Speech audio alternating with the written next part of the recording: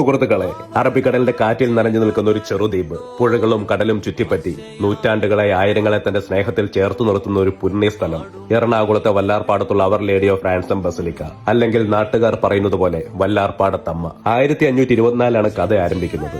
കോഴിക്കോട് വന്ന കടൽ കൊള്ളക്കാരിൽ നിന്നും വ്യാപാരത്തിലേക്കുള്ള അനവധി കടൽപാതകൾ സജീവമായിരുന്ന കാലം. അതിനിടയിൽ പോർച്ചുഗീസ് ക്രിസ്ത്യാനികൾ ഹോളി മേരിയുടെ ഒരു മനോഹരമായ ചിത്രവുമായി വല്ലാർപാടത്തേക്കെത്തി. ആ ചിത്രം പിന്നീട് വല്ലാർപാടത്തെ അമ്മയായി പ്രശസ്തമായി. 1676 ഒരു വലിയ ചുഴലിക്കാറ്റ് ദ്വീപിനെ തകർത്തപ്പോൾ പഴയ പള്ളിയും അതിലെ വിശുദ്ധ മാതാവിന്റെ ചിത്രവും കടലിൽ കലർന്നുപോയി. പക്ഷേ അത്ഭുതം, ചില ദിവസങ്ങൾ കഴിഞ്ഞ ആ ചിത്രം കടൽ തിരമാലകൾ തന്നെ കരയിൽ എത്തിച്ചിട്ടുള്ളതായി കണ്ടു. ജനങ്ങൾ അതിനെ ദൈവിക ഇടപെടലെന്ന് വിശ്വസിച്ചു. അന്ന് മുതൽ വല്ലാർപാടം മറഞ്ഞു പോകാൻ തയ്യാറാകാത്ത ദൈവത്തിന്റെ പ്രതീകമായി മാറി.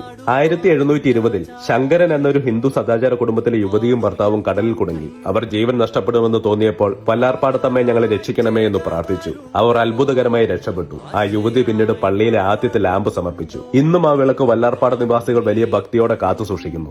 സമർപ്പിച്ചാൽ അമ്മ വഴികാട്ടുമെന്ന വിശ്വാസത്തോടെ. 2004 പോപ്പ് ജോൺ പോൾ II പള്ളിക്ക് ബസിലിക്ക റാങ്ക് നൽകി. ഇന്നിവിടെ പ്രതിദിനം ആയിരങ്ങൾ എത്തുന്നു. സ്വപ്നങ്ങളും ദുഃഖങ്ങളും നന്ദിയും പറഞ്ഞ് കടലിന്റെ ശാന്തത പോലെ സമാധാനപരമായൊരു സ്ഥലം.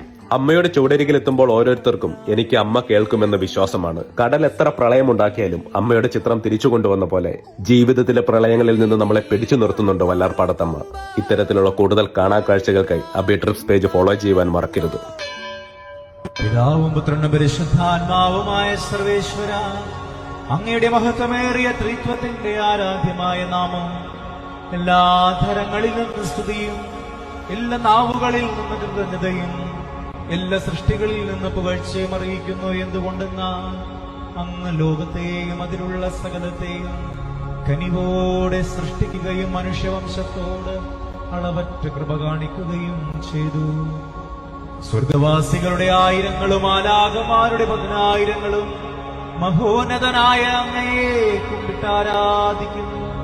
അഗ്നിമയന്മാരും അരൂപികളുമായ സ്വർഗീയ സൈന്യങ്ങൾ അങ്ങയുടെ നാമം പ്രകീർത്തിക്കുന്നു. പരിശുദ്ധരും അരൂപികളുമായ ക്രൂവന്മാരോടും ശ്രാപ്യന്മാരോടും ചേർന്ന് നാഥനായ അങ്ങേക്ക് അവർ ആരാധന സമർപ്പിക്കുന്നു.